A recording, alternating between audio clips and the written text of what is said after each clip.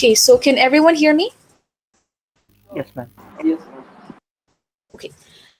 I uploaded the class recording in ELMS. Did you get it? Yes, Yes, ma'am. ma'am. Yes, ma'am. Slide to upload then, ma'am. কি upload দেননি? Slide, ma'am. হ্যাঁ, স্লাইডটা upload দেওয়া হয়নি, আজকে upload করে দিব slide.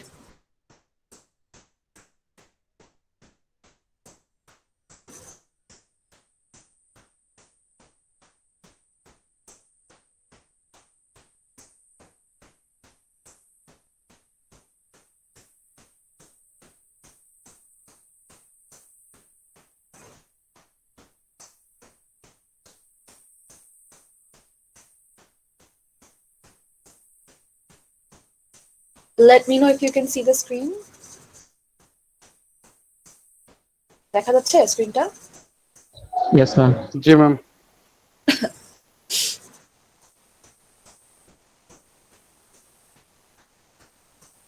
Okay. So last class শেষের দিকে we started talking about what?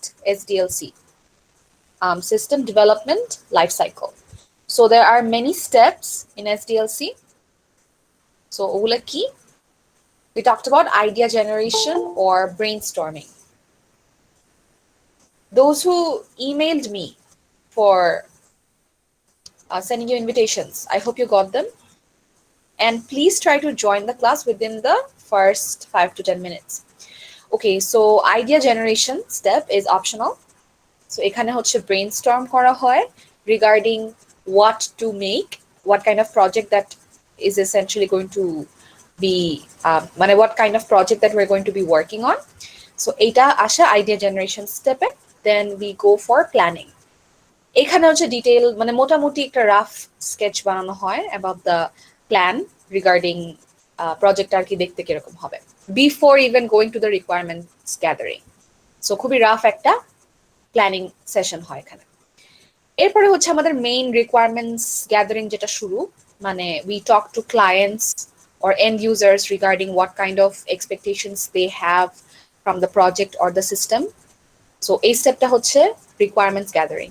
So এই স্টেপে কিছু ইনফরমেশনও গ্যাদার করা হয়, সেটাকে ইনফরমেশন গ্যাদারিংও বলা হয়। So this can include what kind of expectations that the end users or the clients have, also different kinds of data. আমরা রিকোয়ারমেন্টস যখন গ্যাদার করব ক্লায়েন্টস থেকে, তখন আমরা ওই রিকোয়ারমেন্টস গুলো ফুলফিল করার জন্য কি কি ইনফরমেশন আমাদের লাগবে, কি কি ডেটা লাগতে পারে, সেগুলো আসলে আমরা গ্যাদার করি এই স্টেপটায়, স্টেপ 3-তে। তো সেই ইনফরমেশন আমরা অনেক জায়গা থেকে গ্যাদার করতে পারি, পুরানো লিটারেচার রিভিউ করতে পারি, পুরানো সিস্টেম ম্যানুয়ালস রিভিউ করতে পারি। So all of those including gathering requirements from clients সবগুলা পড়বে আসলে স্টেপ 3-তে। তো ইনফরমেশন গ্যাদারিং এর সোর্সেস এন্ড প্রসেসেস গুলাও আসলে আমরা দেখবো এই স্লাইডের পরেই। Step 4 is basically analysis. একটু রিভিউ করছি আমি কনসেপ্টগুলো। অ্যানালিসিসটা লাস্ট ক্লাস আমি বলেছিলাম। This includes analyzing the end user requirements and also analyzing the feasibility of the system.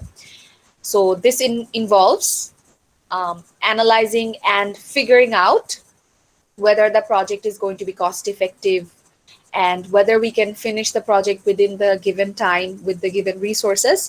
All of these concepts are involved in the analysis step. Another kind of analysis is also involved in step 4, which is benchmark analysis.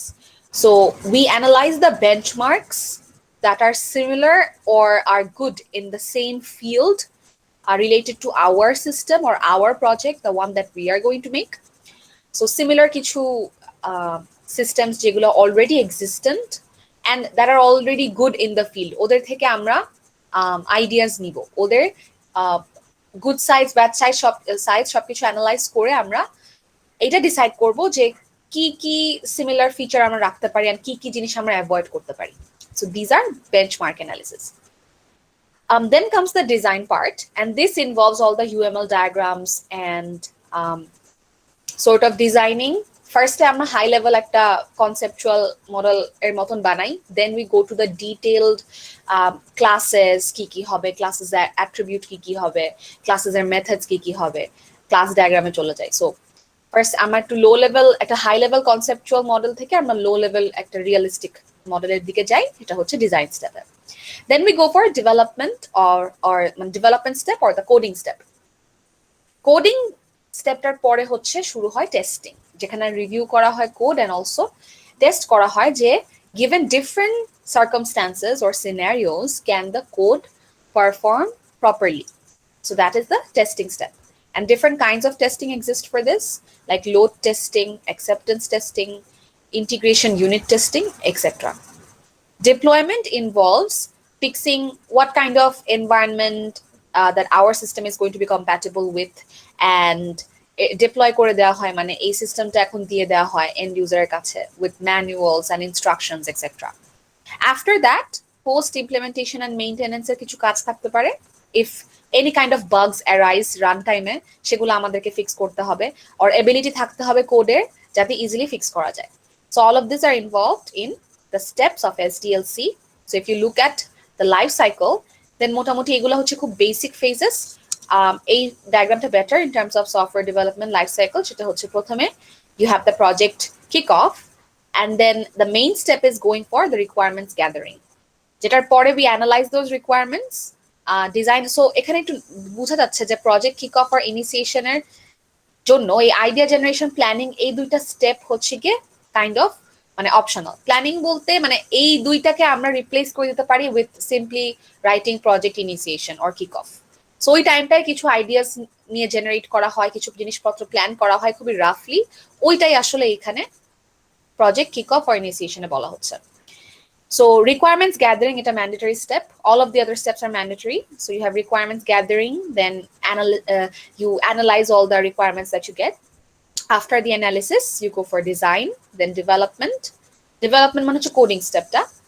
Then we go for testing, deployment, এরপরে post implementation and maintenance. So এখানে পুরো life সাইকেলটা দেয়া আছে। আজকে আমরা যেটা দিয়ে শুরু করব, that is prototyping. Okay, so does anyone know what prototype means? Prototype টার্মটা কেউ শুনেছেন আগে?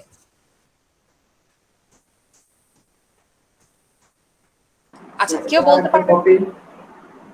হ্যাঁ, আবার বলেন, শুনতে পারেন। একটা স্যাম্পল, হ্যাঁ মানে হ্যাঁ, kind of like that, good. যে একটা স্যাম্পল টাইপের, not the final or the entire project, but ওইটারই কোনো একটা স্যাম্পল বা ছোট ভার্সন, যেটা এখনো ফাইনাল করা হয় নাই, বাট এইটা দিয়ে মোটামুটি বোঝা যাচ্ছে যে প্রজেক্টটা এরকম দেখতে হবে। So that is called the prototype of the মানে মডেল। সো বলা যেতে পারে যে আর্কিটেক্টরা একটা বাসা ডিজাইন করার আগে প্রথমে একটা প্রোটোটাইপ বানায়, দেন ওই প্রোটোটাইপে হচ্ছে গিয়ে চেঞ্জ করা হোক বা যাই করা হোক সেটা করা হয়, ফাইনালি গিয়ে কিছু একটা দাঁড়া করানো হয়। সো ওই যে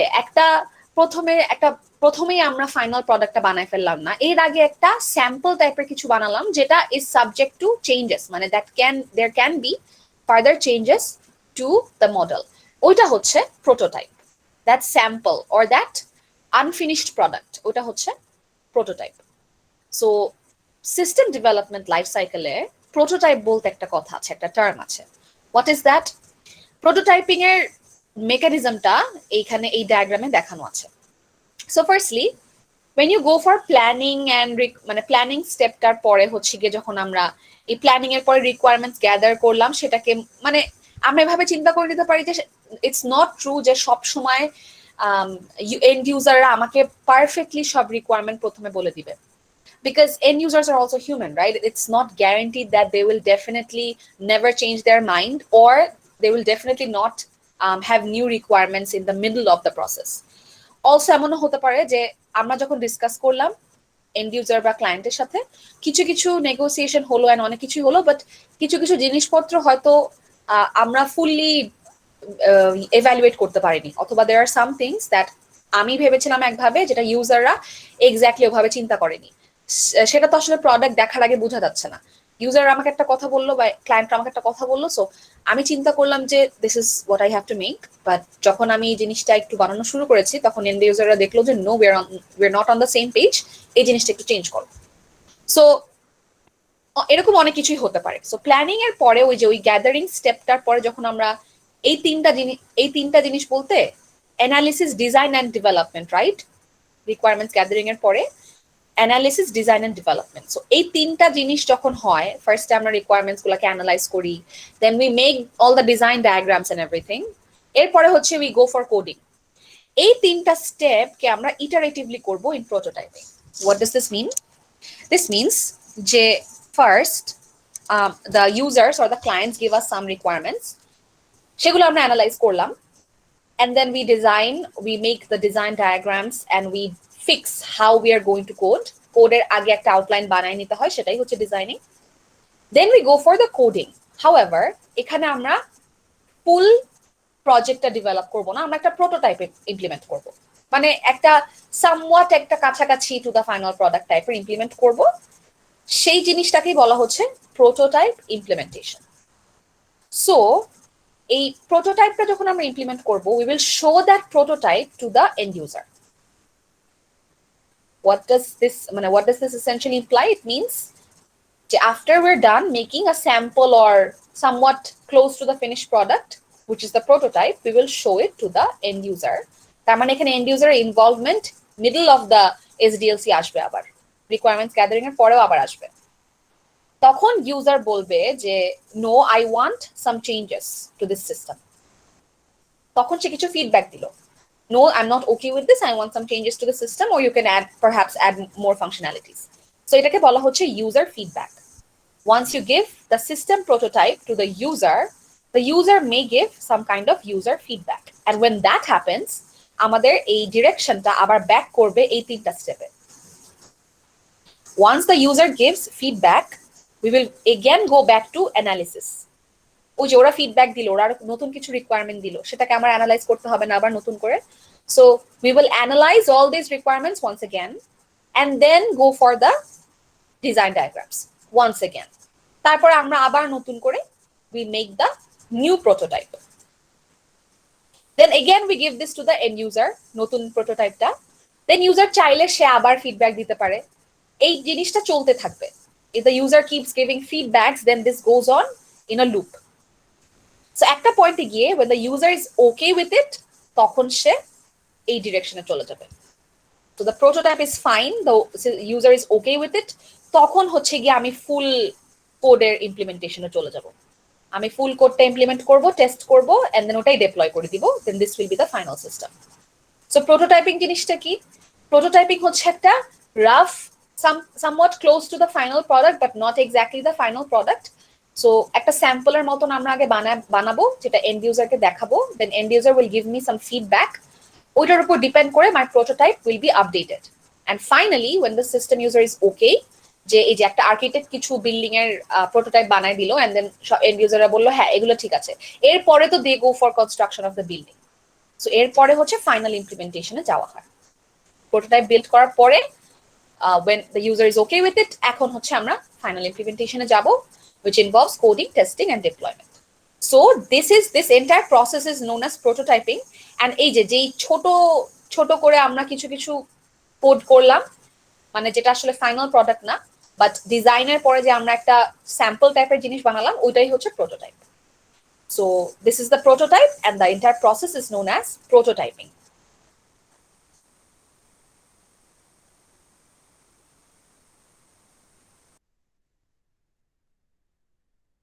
পিরামিডটা দেখবো, এরপর আমরা টাইপস অফ সিস্টেম দেখবো। সো মোটামুটি these are the types of the system. মানে সিস্টেম অথবা সফটওয়্যার অনেক টাইপের হতে পারে। প্রথম দেখে মনে হতে পারে যে এগুলো কিসের কথা হচ্ছে, এগুলো কি সফটওয়্যার, অ্যাপ্লিকেশন না মানুষের কথা হচ্ছে। সো আমরা যখন এটার টাইপগুলো ডিটেইলে পড়বো তখন বুঝতে পারবো যে অ্যাকচুয়ালি এই টাইপগুলো কিসের টাইপস। ইআরপি হচ্ছে enterprise resource planning, you have decision support system, expert system, তারপরে MIS management information system, CRM, SCM, তারপর অনেক ডিফারেন্ট টাইপস অফ সিস্টেমস আছে। আমরা হচ্ছে বেসিক কিছু টাইপের সিস্টেম পড়বো, বাট বিফোর দ্যাট হ্যাপেন্স আমরা একটু ম্যানেজমেন্ট পিরামিডটা দেখে ফেলি।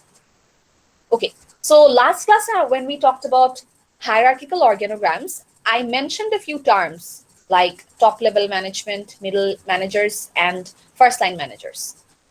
So when the management pyramid comes into question, these three levels of management become relevant. So একদম উপরে থাকে হচ্ছে top level managers, then you have the middle managers and finally you have the first line managers. First শুনে মনে হতে পারে যে সবচেয়ে উপরে, but no, first line managers আসলে bottom level managers. So top level managers are people who are suppose CEOs and decision makers of the company or the organization. They are known as the top level managers. এরপরে আসে হচ্ছে middle managers, people who are between the top level and the staff. মানে এরা হচ্ছে top level managers এর decision গুলো receive করে, then they give directions to the bottom or the first line managers. So these are known as the middle managers. First line managers are people who go for direct implementation. এই যে একটা code করতে হচ্ছে হাতে, এটা হচ্ছে first line ম্যানেজার্সরা করবে, ওরা ডিরেক্ট অপারেশনসে কাজ করে। সো ওইটারই মানে করেসপন্ডিং টু দ্যাট আমরা এই পিরামিডটাকে ইমাজিন করতে পারি। The pyramid is basically divided into 3 parts, where each part represents one area of management. So on top we have the strategic management, এরপরে we have the tactical management, finally we have the operational management. So you can notice that in any triangle, আমরা যত নিচে থেকে উপরের দিকে যেতে থাকি এজের কাছে, কোন একটা কর্নারের কাছে, the area will reduce, তাই না? Operational management এর area is more than tactical management. Tactical management এর area is more than strategic management. এই area দিয়ে actually বুঝায় যে আসলে কয়জন আছে behind this management. মানে স্ট্র্যাটেজিক ম্যানেজমেন্টে আসলে মানুষ কম থাকে, সিইও এন্ড দেন হচ্ছে এরকম বোর্ড অফ ডিরেক্টরস এর নাম্বার অফ পিপল অনেক কম থাকে compare to the number of people who are directly involved in operations or work. এটা তো ইনটুইটিভ, তাই না? যে কোনো অফিসে তো সিইও বা এরকম বসের অ্যামাউন্টটা কম থাকবে then all the staff. So এই এরিয়া দিয়ে আসলে আমরা বুঝতে পারছি যে টোটাল মানে the amount of people who are working in this particular management. তো এখন এখানে কিছু টার্ম দেওয়া আছে, strategic management, tactical and operational. What do this mean? Strategic management means that people who are responsible for strategic management, they will take all the strategic decisions of the company, the long-term strategies of the company. They will be decided by the top level or the strategic managers. So strategic management এর মধ্যে যারা আছে, they will decide the long-term goals of the company. Tactical management হচ্ছে ওরা basically ওদের কিছু টেকনিক্যালিটিসও জানতে হয়, আবার কিছু ইন্টারপার্সোনাল স্কিলসও জানতে হয়। ওরা হচ্ছে গিয়ে অপারেশনাল ম্যানেজার্সকে ম্যানেজ করে অ্যান্ড স্ট্র্যাটেজিক ম্যানেজারদের যে লং টার্ম গোল ওগুলাকে ক্যারি আউট করার ট্রাই করে। সো ট্যাকটিক্যাল ম্যানেজমেন্টের অ্যাকচুয়ালি শর্ট টার্ম গোলস থাকে, বিকজ স্ট্র্যাটেজিক ম্যানেজাররা অর্গানাইজেশনের লং টার্ম গোলস বা ভিশন সেট করে দিবে অ্যান্ড সেইগুলোর ডিরেকশনস দিয়ে দিবে ট্যাকটিক্যাল ম্যানেজারকে। ট্যাকটিক্যাল ম্যানেজার হচ্ছে এক একটা ডিপার্টমেন্টকে সুপারভাইজ করে। সো একটা ডিপার্টমেন্টের যে গোল সেটা তো শর্ট টার্ম গোল, সো এই শর্ট টার্ম গোলস এর জন্য রেসপন্সিবল হচ্ছে tactical managers. Then we have the operational management, যারা হচ্ছে ডিরেক্ট অপারেশনস গুলা করবে। সো এখানে আমরা লেফটে কিছু টার্মস দেখতে পাচ্ছি, ডিসিশন স্ট্রাকচার। ডিসিশন স্ট্রাকচারটা কি? স্ট্র্যাটেজিক ম্যানেজমেন্টের পাশে লেখা unstructured, tactical managers are semi-structured and operational management is structured. What do these mean? এগুলা মিন করে হচ্ছে strategic managers, they don't need any structured or predefined set of rules to make any decision. মানে ওদের কোনো predefined set of rules থাকে না, ওদের they have to rely a lot on their judgment to make a lot of decisions or define the goals of the organization. তাই না? ওদের তো কিছু স্ট্রিক্ট রুলস ফলো করেই যে ওদের প্রত্যেকদিন অফিসে 9 to 5 জব করতে হবে এমন না। ওরা they can be a group of people who decide the goals of the company, and for that to happen they may need to take spontaneous decisions. So কিছু ডিসিশন ওদের অন দ্য গো নিতে হয়, সবকিছু rule দিয়ে follow করলে আসলে they cannot be the ones who take the strategic decisions of the company. So this is known as unstructured management. What is structured management? Structured managers or structured management is the part of management where the staff or the employees, they need to follow some predetermined set of rules, and other whatever tasks they're taking, they must specify some predetermined responses. মানে ওরা কিছু predetermined responses expect করে ওদের কাজ থেকে, and আসলে এটাই ওরা করবে। ওরা মানে কিছু রুলস জেনে থাকে ট্যাকটিক্যাল ম্যানেজার্স থেকে যে এই ডিপার্টমেন্টে আমার এই কাজটা করতে হবে, এই কাজের রুলটা হচ্ছে এটা, এই কাজটা আমার এই টাইমের মধ্যে শেষ করতে হবে, এই রিসোর্সেস ফলো করে, এই রুলস ফলো করে, এই প্যাটার্ন ফলো করে, and I will expect this output. So এটাকে বলা হয় structured management. Semi-structured is between the two, where to some extent they will have to take some decisions for the departments, but moreover, they will also need to follow some rules and regulations. So they will be semi-structured. They will have elements from both structured management and unstructured management.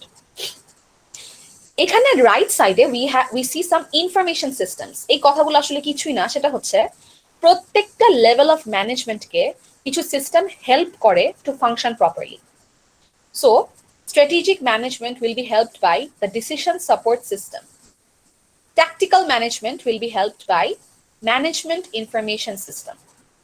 Operational management will be helped by transaction processing system or any other kind of system. এখানে আসলে অনেক টাইপের systems help করতে পারে। তো for example transaction processing system হতে পারে যে একটা airline booking application or something like that, কোন একটা কোম্পানি যেখানে হচ্ছে টিকেটস বুক করা যায়। সো এখানে সেই এয়ারলাইনের টিকেটসের ট্রানজাকশন রিলেটেড যত কাজ, সেগুলো তো আসলে অপারেশনাল ম্যানেজার্সরা করবে। এসব ডিরেক্ট ট্রানজাকশন রিলেটেড কাজ তো আসলে কখনো স্ট্র্যাটেজিক ম্যানেজার্স বা ট্যাকটিক্যাল ম্যানেজার্স করবে না। এসব হ্যান্ডস অন টাস্ক তো আসলে অপারেশনাল ম্যানেজার্সরা করবে। সো ফর দ্যাট, যদি আমরা একটা সিস্টেম বানাই যেটা হচ্ছে আমার এই ট্রানজাকশন প্রসেসে হেল্প করে, then that will help the operational management. এটা একটা এক্সাম্পল। তারপরে ম্যানেজমেন্ট ইনফরমেশন সিস্টেমটা কি? ম্যানেজমেন্ট ইনফরমেশন সিস্টেমটা হচ্ছে this will help the tactical managers. মানে ট্যাকটিক্যাল ম্যানেজমেন্টে কি লাগে আসলে? শর্ট টার্ম গোলস লাগে, যেগুলা কোন একটা পার্টিকুলার ডিপার্টমেন্টের কোন একটা পার্টিকুলার টাস্ক পারফর্ম করবে। সো ম্যানেজমেন্ট ইনফরমেশন সিস্টেমস হচ্ছে এমন systems that will have short and intermediate range goals. ওরা হচ্ছে ডিসিশন মেকিংটা ইমপ্রুভ করে। ওরা আমাকে পুরোপুরি ডিসিশন নিতে যে একদম গাইড করে দিবে not necessarily, but decision making প্রসেসটাকে ইমপ্রুভ করার জন্য কিছু সাপোর্ট দেয়, এফিসিয়েন্সি ইমপ্রুভ করে। ফর এক্সাম্পল হচ্ছে অ্যাকাউন্টিং ডিপার্টমেন্টে আমি যদি একটা ক্যাশ ফ্লো স্টেটমেন্ট রাখি, একটা ইনকাম স্টেটমেন্ট রাখি, ব্যালেন্স শিট রাখি, তাহলে this will help me to organise the finances in the company. এই যে ক্যাশ ফ্লো, ইনকাম স্টেটমেন্ট এগুলো বললাম, এগুলো সবই ম্যানেজমেন্ট ইনফরমেশন সিস্টেমের পার্ট। আচ্ছা, I am receiving emails from some of you to give you invitations. আপনারা একটু ক্লাসের পরে এগুলো দিয়েন। ক্লাসের পরে হচ্ছে গিয়ে if I haven't invited you yet, মানে if you haven't registered yet, তাহলে হচ্ছে আমাকে ইমেল করেন পরে ক্লাসের পরে, I will send you invitations. আচ্ছা, সো ম্যানেজমেন্ট ইনফরমেশন সিস্টেমের এক্সাম্পল কি বলছিলাম? যে cash flow, income statement, all of this things যদি অ্যাকাউন্টিং ডিপার্টমেন্ট ফাইন্যান্সেস ম্যানেজ করতে চায়, then they can use this. This will essentially help them to function properly. What is decision support system? এটাও definitely computer based একটা information system that has long range goals. মানে এটার গোল হচ্ছে গিয়ে short term হবে না MIS এর মতন, এটার গোলস হচ্ছে গিয়ে লং টার্ম। অ্যান্ড এখানে হচ্ছে আসলে this will help the strategic management to take এরকম লং টার্ম ডিসিশনস। সো এটার জন্য কি কি থাকতে হবে? For example, long term decision যদি নিতে হয়, তাহলে আমাদের কি কি লাগবে? আমার ডেফিনেটলি কিছু ডেটা লাগবে about the entire organization or the works that are being performed. So ওই ডেটা কালেকশনের কাজটা ডিসিশন সাপোর্ট সিস্টেম করে দেয়। দেন সেই ডেটাকে ম্যানেজ করে দেয়, ডেটাবেস ম্যানেজমেন্ট অর সামথিং। তারপর সেই ডেটাকে অ্যানালাইজও করে দেয়।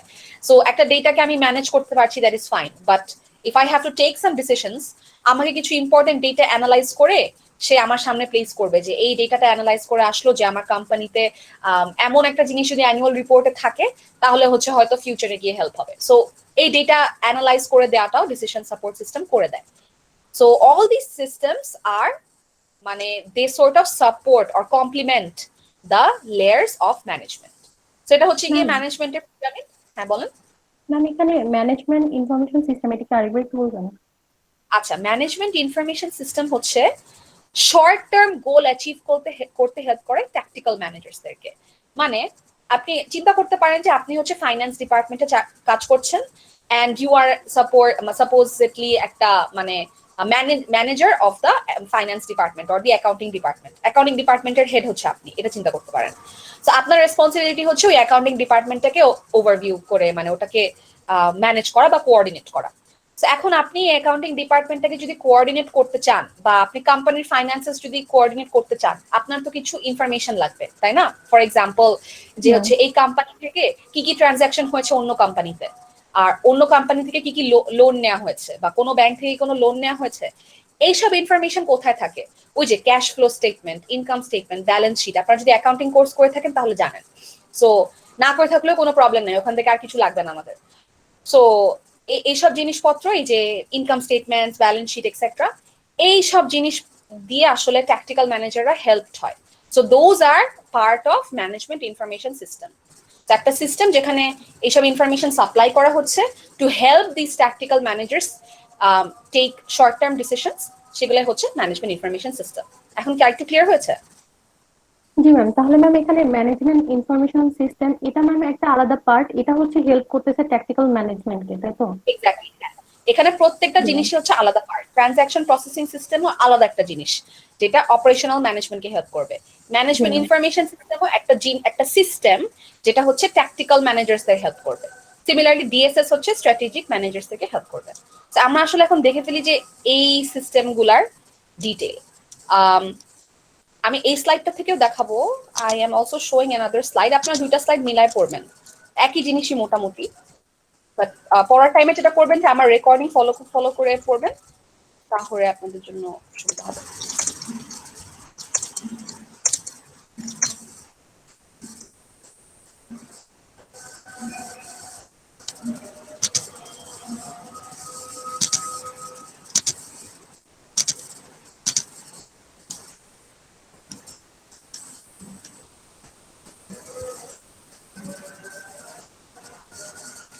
So more or less these are the types of systems that we will be talking about today. এগুলো কি কি? ERP, MIS, DSS, ES, CRM আর SCM। MIS আর DSS এর কথা আমরা একটু হালকা শুনেছি, এখন ডিটেইল এখন দেখবো। সেটা হচ্ছে ম্যানেজমেন্ট ইনফরমেশন সিস্টেম আর ওই যে decision support system. So CRM টা কি? Customer relationship management. সেটা হচ্ছে এনি সিস্টেম, এই system may involve people, it may involve applications or softwares যেগুলো হচ্ছে কাস্টমার সার্ভিসের জন্য অল দ্য টাইম রেডি থাকে। সো আপনি চিন্তা করতে পারেন যে একটা সিস্টেম যেটা হচ্ছে কাস্টমার কলস রিসিভ করবে এন্ড সেই কাস্টমার কেয়ার হিসাবে আর কি কাজ করবে। কাস্টমার যদি কোনো কমপ্লেইন করে সেটা প্রপার অথরিটির কাছে পৌঁছে দিবে। তারপরে হচ্ছে মানে আমরা কোনো অ্যাপ্লিকেশনে যদি হেল্প বাটনে ক্লিক করি তাহলে সেটা হচ্ছে গিয়ে আমাদের ওই অ্যাডমিন বা ওই অথরিটির কাছে কিছু কোয়েশ্চেন করতে হেল্প করে। সো আপনারা চিন্তা করতে পারেন যে কাস্টমার রিলেশনশিপ ম্যানেজমেন্ট হচ্ছে এমন একটা ম্যানেজমেন্ট সিস্টেম যেটা হচ্ছে আমাদেরকে এই কাস্টমার কেয়ারের কাজে হেল্প করবে। তো that may involve applications and also এই যে একটা সফটওয়্যার ইনভলভ করতে পারে, ওটার সাথে people who work with that software, তাই না? ওই ডিপার্টমেন্টটা যারা responsible for responding to customer complains and etcetera.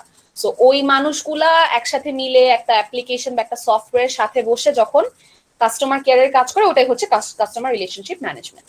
So এইসব software or systems what do they essentially perform? They মানে ওদের মেইন ফোকাসটাই হবে হচ্ছে customer needs and satisfaction. So customer যখন ফোন করে বলবে যে, বা কাস্টমার যখন রিকোয়ারমেন্টস দেওয়ার টাইমে, যে কোনো টাইমে ওরা যদি বলে যে this is my demand, this is my requirement, ওইটাকে অবশ্যই প্রায়োরিটি দিতে হবে। সো এমন হতে পারে যে after you have deployed your system, the customer comes with some complains or reservations, তখন হচ্ছে ওগুলাকে আমাদের অ্যাকর্ডিংলি রেসপন্ড করতে হবে। কাস্টমার সার্ভিস মানে 24/7 we have to be মানে at all times we have to be available for responding to customer problems or claims. So complaints আর service এইটা মোটামুটি আপনারা জানেন কি? রিটেনশন ওয়ার্ডটার সম্পর্কে হয়তো জানেন, সো তবু আমি বলছি। সেটা হচ্ছে যে কোনো কিছু রিটেইন করাকে বলা হয় retention. So when we are a company or a software firm or whatever we are, when we have a customer base for us, মানে কিছু কাস্টমার আমাদের থেকে সফটওয়্যার কিনে or something like this. So তখন হচ্ছে আমাদের শুধুমাত্র কাস্টমারের টেম্পোরারি কমপ্লেইন বা সার্ভিসের উপর ফোকাস করলেই হয় না, আমাদের এইটাও দেখতে হয় যে যেই কাস্টমারটা এখন আমার কাছে আছে সে যেন পরেও আমার কাছে থাকে। সো এমন যেন না হয় যে আমার ফার্ম থেকে সে অন্য একটা ফার্মে সুইচ করেছে এরপরে। সো এমন আমার হচ্ছে গিয়ে এমন কাজ করতে হয় যেন কাস্টমাররা they are essentially retained. It is ensured that customers stay with my company or with my association, etc. এটাকে বলা হয় customer retention. Customer relationship management is responsible for retaining customers. So এটার জন্য কিছু মানে এটার জন্য আসলে আমরা কি করতে পারি? To retain customers, we can allow feedback forms or ratings, and we can promise them that we will improve on these whatever requirements that they have. ওরা কিছু ডিমান্ড করলে সেটার প্রতি অ্যাটলিস্ট ট্রাই করা যেন আমরা এই অনুযায়ী সফটওয়্যারটাকে আপডেট করতে পারি। All of these are part of customer relationship management or CRM. খুব ইজি কিন্তু কনসেপ্টগুলা, জাস্ট একটু মাথায় থাকতে হয় যে ওদের কাজগুলো আসলে কি কি, গোলগুলো আসলে কি কি। মাথায় এই কোয়েশ্চেনটা করলেই আসলে আমরা মনে করতে পারবো যে আমার বই কি কেউই ক্লিয়ার শুনতে পাচ্ছেন নাকি জাস্ট একজন? মিস ইন্টারনেট মাঝে প্রবলেম মধ্যে মনে কেটে হয়। কেটে আসছে। মানে মাঝে মধ্যে কেটে কেটে আসতেছে। মাঝে মধ্যে কেটে কেটে আসছে। আচ্ছা জি ম্যাম। এখন ঠিক আছে? আচ্ছা ঠিক আছে, আমি ইন্টারনেটটা একটু রিস্টার্ট করি, আমাকে বলবেন আবার যদি প্রবলেম হয় তাহলে আমি আবার করব।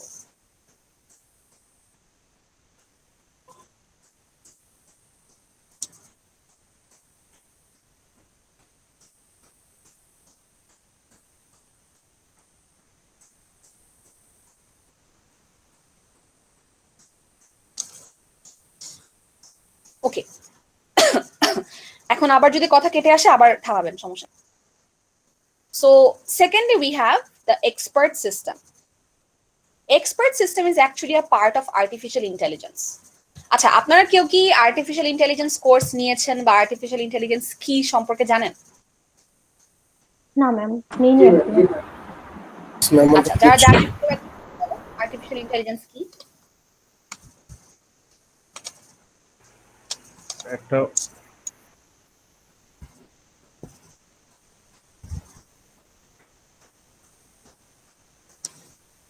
হ্যাঁ, কেউ কিছু বলবেন আর্টিফিশিয়াল ইন্টেলিজেন্স আসলে কি? কারো কোনো আইডিয়া আছে? অটোমেটেড সার্ভিস বলা যায়। হিউম্যান ইন্টেলিজেন্সটাকে মেশিনকে শেখানো বা সিমুলেট করা। মেশিন যখন কোনো ডিসিশন দেয় আমাদেরকে বা কোনো কিছু অ্যানালাইসিস করে। সবাই আসলে ঠিক বলছেন, মানে আপনারা সবাই মোটামুটি যা বলছেন ওইটাই।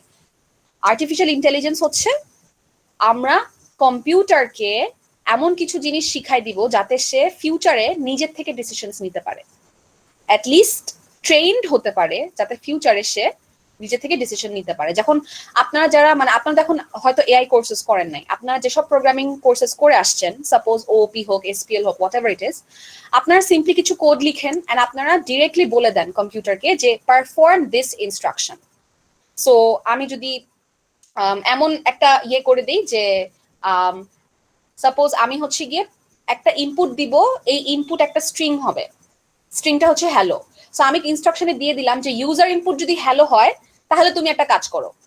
সো এইখানে কোডটা যেই কাজই করবে না কেন সবগুলা will be predefined by the coder, মানে আমার সব কাজই তাকে বলে দিতে হবে। এইসব কোড হচ্ছে গিয়ে দে আর নট স্মার্ট কোডস। আসল কথা হচ্ছে এটা, ওরা স্মার্ট না, ওরা নিজে থেকে করতে পারে না, তোমার সবকিছু বলে দিতে হবে। If you don't tell everything to the program then it won't do anything. এটা হচ্ছে আমাদের এই পর্যন্ত যত আমরা কোডিং করে আসছি। আর্টিফিশিয়াল ইন্টেলিজেন্স হচ্ছে আমি তাকে ট্রেন করব, আমি হচ্ছে তাকে প্রথমে ট্রেন করে রাখবো যে এইরকম এরকম সিচুয়েশন হতে পারে, তুমি একটু নিজেকে অ্যাডজাস্ট করে নিও এরকম সিচুয়েশনে। সো প্রথমে সে ট্রেইনড হবে, দেন হচ্ছে সে নতুন নিউ ইনস্ট্যান্সেস এর জন্য সেটাকে অ্যাডজাস্ট করবে। লাইক আমি হ্যালো দিলাম, তাকে আবার ফিউচারে আবার হ্যালো দিব না, হয়তো তাকে ওয়ার্ল্ড দিব, দেন সে অন্য কোন একটা মানে অ্যাডজাস্ট করে নিয়ে একটা রেসপন্স দেখাবে। সো আর্টিফিশিয়াল ইন্টেলিজেন্স হচ্ছে আমরা we make the computer or the machine to be somewhat self sufficient, যেন সে নিজেই কিছু কিছু ডিসিশনস নিতে পারে অ্যান্ড আর কি ফিউচারে এমন কিছু কাজ করতে পারে যেটা আগে কখনো সে ফেস করেনি, সে নিউ ইনস্ট্যান্সেস এর উপর কাজ করতে পারে। So expert system is actually a part of artificial intelligence. So expert system হচ্ছে আমাদের কখন লাগে, ফর এক্সাম্পল একটা সিস্টেম যেটা কিছু পার্টিকুলার এক্সপার্টিজ আছে। এই যে আমি একটা এক্সাম্পল দিলাম যে আমি পুরানো আমি একটা স্ট্রিং দিব, সে হচ্ছে নতুন একটা স্ট্রিং আসলে ওটার উপর জাজ করে অন্য একটা কাজ করতে পারে। সো এক একটা সিস্টেম তো ডিফারেন্ট এক্সপার্টিজ থাকতে পারে। একটা সিস্টেমের এক্সপার্টিজ হচ্ছে সে ফিউচারে মানে সে এখন হচ্ছে আমার এই বাজেট ইয়ারে কি কি লস হতে পারে সেটা একটা প্রেডিকশন দিল। আমি কিছু ডেটা ইনপুট দিলাম যে আমার কারেন্টলি ট্রানজাকশন এরকম হচ্ছে, সে আমাকে এই আউটপুটটা দিল যে নেক্সট ইয়ারের মধ্যে আমার লসটা কিরকম হতে পারে, একটা প্রেডিকশন কার্ভ দিল। সো এরকম একটা এক্সপার্ট সিস্টেম হতে পারে। তো এটা করলে এইরকম একটা এক্সপার্ট সিস্টেম থাকলে আমার সুবিধা কি, আমার বেনিফিট হচ্ছে আমি একটা আইডিয়া পাবো যে হ্যাঁ আমাকে সে একটা প্রেডিকশন দিচ্ছে, so I can take my decision যে আমি কি এই এক্স্যাক্টলি এখন কারেন্ট যে স্ট্যাটাস কোটা ফলো করলে আমি 1 বছর পরে এরকম প্রফিট পাবো, এরকম লস পাবো। এক্সপার্ট সিস্টেমটা আমাকে এরকম একটা প্রেডিকশন দিচ্ছে। সো এক্সপার্ট সিস্টেমের ওই ডিসিশন অনুযায়ী আমি এখন হয়তো আমার কিছু টাস্কগুলোকে আপডেট করতে পারি to increase my profits and to reduce my losses. So expert systems can help us এই যেরকম আনসার্টেন সিচুয়েশন এর সাথে ডিল করতে expert systems can help us. তো এক্সপার্ট সিস্টেম এটার কিছু ফিক্সড কম্পোনেন্টস থাকে, মানে সিস্টেম অ্যানালিসিস এন্ড ডিজাইনের যে এক্সপার্ট সিস্টেম আছে সেটা কিছু ফিক্সড কম্পোনেন্টস আছে। Expert systems have 4 components mainly. সেটা হচ্ছে knowledge base, knowledge acquisition system, user interface, inference system. আমি আপনাদেরকে একটু জাস্ট লিখে দিই এগুলা।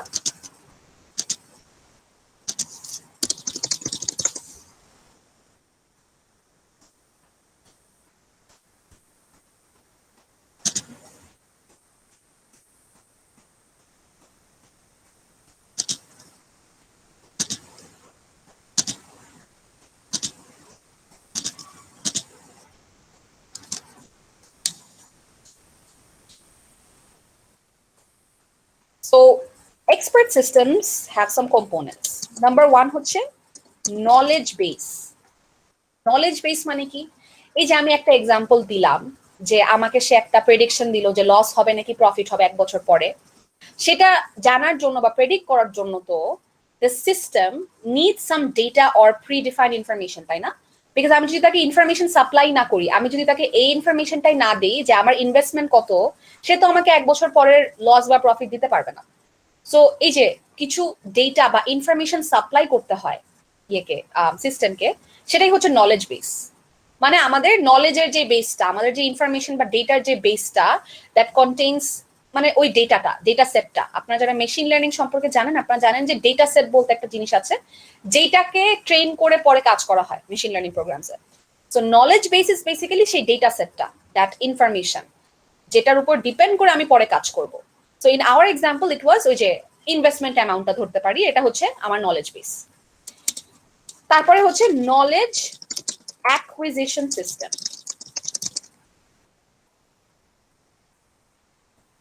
সো নলেজ বেস হচ্ছে গিয়ে আমাদের ওই কালেকশন অফ ইনফরমেশনটা, যে আমার কাছে এখন এই ডেটাটা আছে। সো নলেজ অ্যাকুইজিশনটা কি? নলেজ অ্যাকুইজিশন হচ্ছে এই নলেজ বেস সিস্টেমের উপর আমি যে রুলস গুলো অ্যাপ্লাই করব, সেটাই হচ্ছে নলেজ অ্যাকুইজিশন সিস্টেমের কাজ। নলেজ অ্যাকুইজিশন সিস্টেমে বেসিক্যালি কি করা হয়, কিছু রুলস এন্ড রেগুলেশনস অনুযায়ী আমি ডেটাকে গ্যাদার করে আনবো, দেন সেই ডেটার উপর আমি কিছু সাপোজ নিজে কোনো রুল অ্যাপ্লাই করতে পারলাম।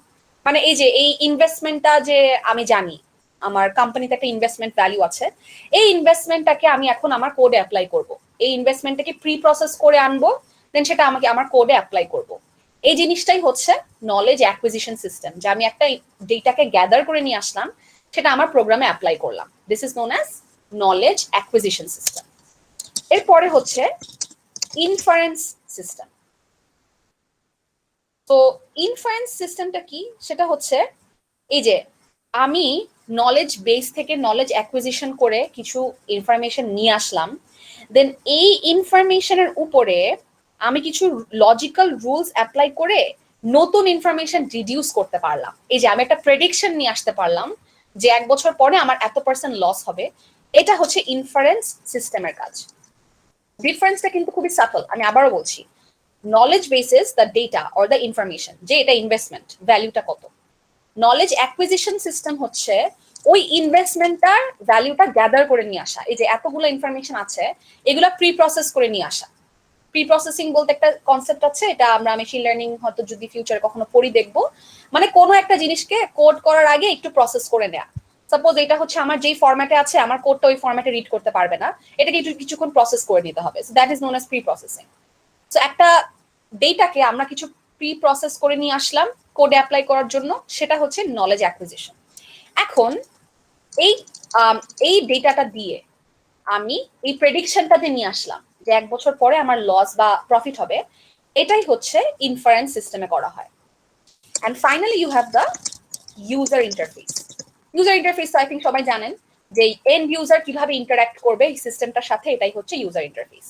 তো এক্সপার্ট সিস্টেমটা আসলে এই যে আমাদের কোম্পানিজে যখন আমরা এক্সপার্ট সিস্টেম ইউজ করব, তখন তো আমরা আসলে একদম লো লেভেল ডিটেইল জেনে ইউজ করব না। আমরা তো এন্ড ইউজার থেকে আর কি আমরা কিছু ইউজার ইন্টারফেসে কিছু ইনপুট দিবে, ওই অনুযায়ী সে আমাকে একটা আউটপুট দিবে। লাইক আমি হচ্ছে আমার সামনে একটা অ্যাপ্লিকেশন উইন্ডো ওপেন হবে যেখানে আমি দিব আমার ইনভেস্টমেন্ট ভ্যালু হচ্ছে এত, দেন সে হচ্ছে ব্যাক এন্ডে ক্যালকুলেশন করে আমাকে প্রেডিক্ট করে দিবে। সো ওই যে আমি একটা ইন্টারফেস বা একটা অ্যাপ্লিকেশন উইন্ডো থেকে এই ভ্যালুটা দিতে পারলাম, that is the user interface. So expert system হচ্ছে মোটামুটি এটাই।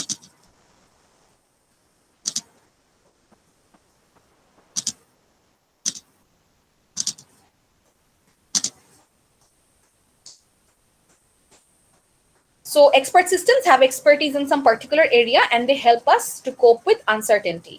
And data representation বলতে বলা হচ্ছে যে ওদের কোনো একটা স্পেসিফিক টেকনিক থাকবে two represent data, that's it. মানে ওরা একটা স্পেসিফিক রুল বা স্ট্যান্ডার্ড ফলো করবে যেটা দিয়ে ওরা ডেটা রিপ্রেজেন্ট করতে পারে। আর ইউজার ইন্টারফেসের কথাটা আমি বললাম। সবাই এই পার্টটা পড়ার সময় আমার রেকর্ডিংটা ফলো করবেন।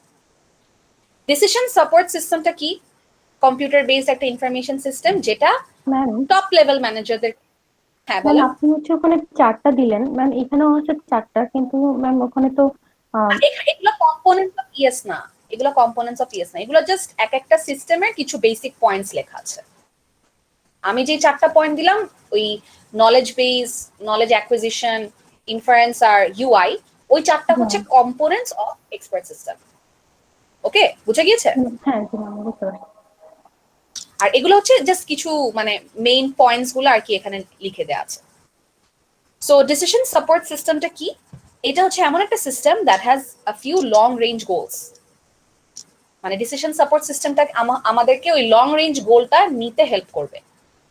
তো এটার জন্য আসলে কি লাগে? টপ লেভেল ম্যানেজারদেরকে তারা হেল্প করবে। They must have some kind of predefined or fixed data collection policy. ওরা হচ্ছে আমাদেরকে ডেটা কালেক্ট করে দিবে, then the top level managers will see that data, then they will be able to take that decision. Like একটা CEO কোন একটা decision নিবে, সেটার জন্য তো কোম্পানির অনেক ইনফরমেশন তার কাছে পৌঁছাতে হবে। ওই ইনফরমেশনটা কে করে দেয়? কালেক্ট কে করে দেয়? Decision support system. Then not just collection, সে সেটাকে ম্যানেজও করে দেয় অ্যান্ড অ্যানালিসিসও করে দেয়। মানে অনেক অ্যামাউন্ট অফ ডেটা আসতে পারে আমাদের কাছে।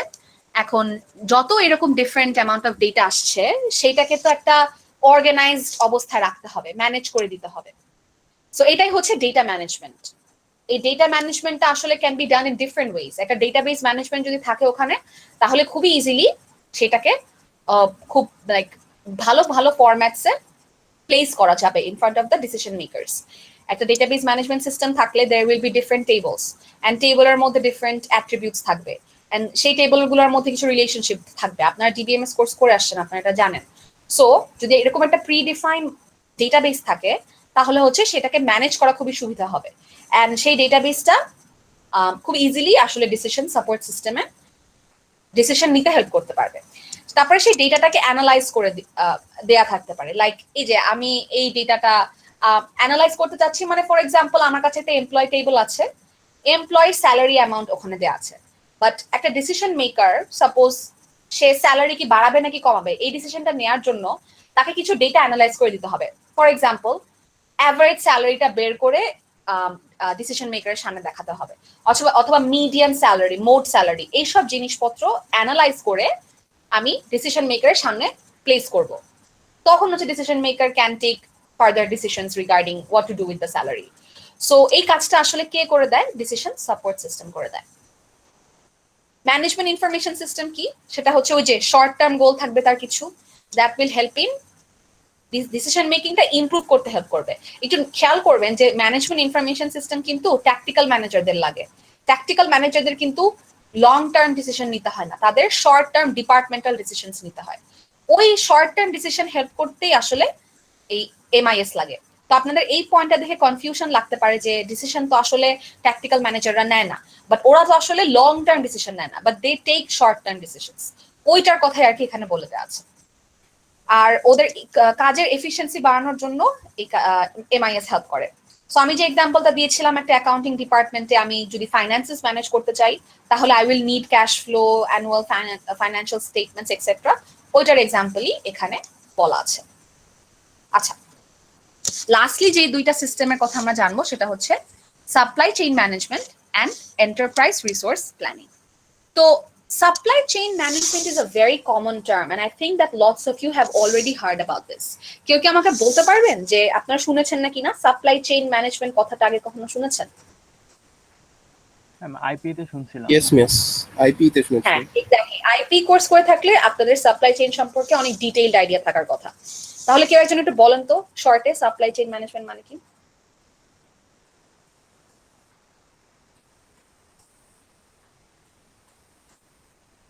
সাপ্লাই চেইনে কিছু টার্মস আছে তাই না, মানে এই টার্মগুলো অ্যাকচুয়ালি এখানে লেখাই আছে।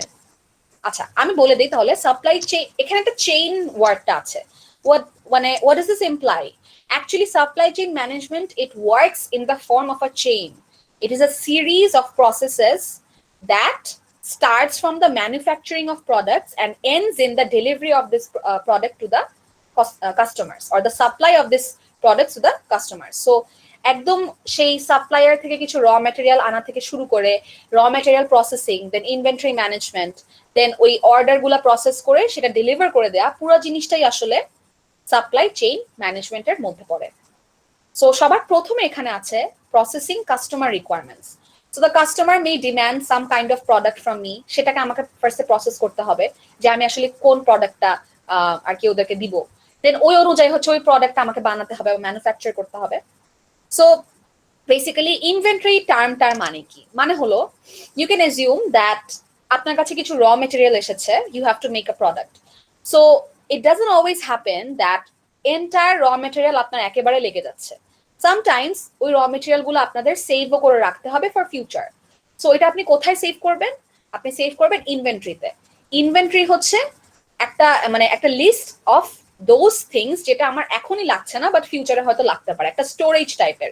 So inventory can be called the storage. So this storage will contain lots of different kinds of materials. হতে পারে র মেটেরিয়াল যেটা একদমই আনটাচড, মানে এটার উপর কোনো প্রসেসিং করা হয়নি, this is the raw material. So র মেটেরিয়াল ফুললি, যেটা আমি এখন মাত্র বললাম যে হয়তো আমার ফুল র মেটেরিয়াল এখন লাগছে না, ফিউচারে লাগবে। সো ওই র মেটেরিয়ালটা কিছু আমি ইনভেন্টরিতে সেভ করলাম, that can be one kind of material in the inventory. Second kind of material কি হতে পারে সেটা হচ্ছে work in process inventory. প্রথমটা কি বললাম? র মেটেরিয়াল ইনভেন্টরি। সেকেন্ডটা হচ্ছে work in process inventory। মানে কি? মানে হলো যে আমি কিছু র মেটেরিয়াল এনেছি, এখন আমি কিছু র মেটেরিয়াল ইউজ করে একটা প্রোডাক্ট বানাচ্ছি। এখন সেই প্রোডাক্ট তো আমার একদিনে বা 2 দিনে শেষ হয়ে যাবে না, কিছু টাইম লাগবে। সো এমন হতে পারে যে এরকম একটা কাজ যেটা আনফিনিশড বাট তার উপর কিছু না কিছু প্রসেসিং করা হয়েছে, সেটাও আমি ইনভেন্টরিতে সেফ রাখতে পারি। এটাকে বলা হয় ওয়ার্ক ইন প্রসেস ইনভেন্টরি। আবার লাস্টলি এমনও হতে পারে যে একটা কাজ ফুললি ডান, মানে আমি একটা প্রোডাক্ট ফুললি বানিয়ে ফেলেছি বাট এখনো সেটা কাস্টমারদেরকে আমার সাপ্লাই করে দেওয়া হয় নাই, এটাকে বলা হয় ফিনিশড গুডস ইনভেন্টরি। এই টার্মগুলো যে আমি বলছি এটা আপনাদের মাথায় বা মুখস্থ করতে হবে না বা এক্সামেও আসবে না, বাট আমি জাস্ট আর কি আপনাদের বোঝার ক্ল্যারিটির জন্য বলছি যে ইনভেন্টরিতে ডিফারেন্ট কাইন্ডস অফ মেটেরিয়ালস থাকতে পারে, র মেটেরিয়ালস, ফিনিশড গুডস অথবা ওয়ার্ক ইন প্রসেস। মানে আমি একটা কাজ একদমই শুরু করি নাই, সেটা র মেটেরিয়ালস থাকলো, অথবা কিছু কাজ করেছি সেটারও থাকতে পারে, অথবা ফুললি ডান এখনো কাস্টমারদের দেওয়া হয় নাই, এরকমও থাকতে পারে। সো এই ইনভেন্টরিটা ম্যানেজ করা আসলে সাপ্লাই চেইন ম্যানেজমেন্টের একটা পার্ট। যে ইনভেন্টরি ম্যানেজমেন্টের মধ্যে কি কি পড়বে? সে ফর এক্সাম্পল আমি হচ্ছে একটা ইনভেন্টরিতে আমার র মেটেরিয়াল আছে 10টা জিনিস আছে, 10টা র মেটেরিয়াল আছে। সো আমি জানি যে আমার প্রত্যেক দিন কিছু না কিছু র মেটেরিয়াল ইউজড আপ হয়ে যাবে, আর আমার তাহলে কি করতে হবে? যদি র মেটেরিয়াল শেষ হয়ে যায় আমার নতুন র মেটেরিয়াল অর্ডার করতে হবে, রাইট? সো এখন এমন তো না যে আমি আজকে অর্ডার করব কালকেই চলে আসবে। সো এমনও হতে পারে যে আমি আজকে অর্ডার করলাম বাট আসলো সেটা 10 দিন পরে।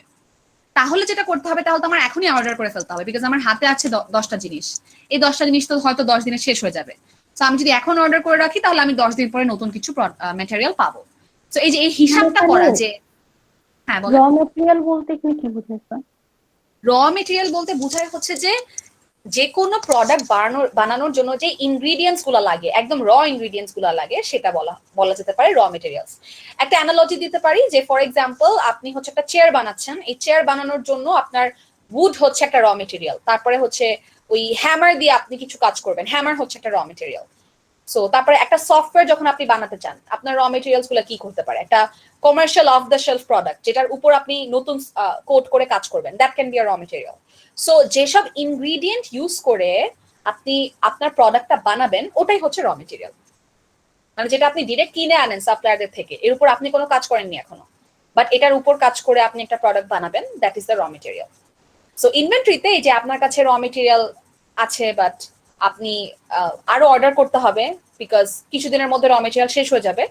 মানে এটা বেসিক্যালি সাপ্লাই চেইন ম্যানেজমেন্টের কনসেপ্টটা আসলে ফ্যাক্টরির মধ্যে থাকে। হ্যাঁ, এই জন্য র মেটেরিয়াল ওই মানে এই টার্মগুলো আসলে আপনি যদি চিন্তা করেন মাথায় একটা ফ্যাক্টরি থাকে তাহলে চিন্তা করতে সুবিধা হবে। একটা সফটওয়্যার ফার্মও আসলে থাকে, বাট আমি বলছি চিন্তার সুবিধার্থে মাথায় একটা ফ্যাক্টরি ইমাজিন করে ফেলেন, তাহলে আর কি আপনার মাথায় ফ্যাক্টরির পিকচারটা থাকলে চিন্তা করতে সুবিধা হবে। সো এই ইনভেন্টরি ম্যানেজমেন্টটা কেন লাগে? বিকজ আমার একটা টাইমে অর্ডার করতে হবে তাড়াতাড়ি, কোন টাইমে অর্ডার করলে আমি ঠিক মতো র মেটেরিয়াল গুলা পেয়ে যাব। তারপরে হচ্ছে ইনভেন্টরিতে এখন কি কি জিনিস আছে, ইনভেন্টরিটা কবে শেষ হয়ে যাবে, এইসব জিনিসপত্র আসলে ইনভেন্টরি ম্যানেজমেন্টে চিন্তা করতে হয়। পারচেজ অর্ডার প্রসেসিং মানে হচ্ছে ওই যে আমার কাছে একটা অর্ডার আসলো ক্লায়েন্ট থেকে, সেই অর্ডারটা প্রসেস রিলেটেড যত ম্যানেজমেন্ট কাজ আছে সেটা হচ্ছে পারচেজ অর্ডার প্রসেসিং এর মধ্যে পড়বে। লাইক এইটা কয়জন অর্ডার করেছে, আমার কবের মধ্যে এটা সাপ্লাই করতে হবে, এটা প্রসেস করতে আমার কিরকম ম্যান পাওয়ার লাগবে, all of this information come in purchase order processing. And finally supplier relationship management.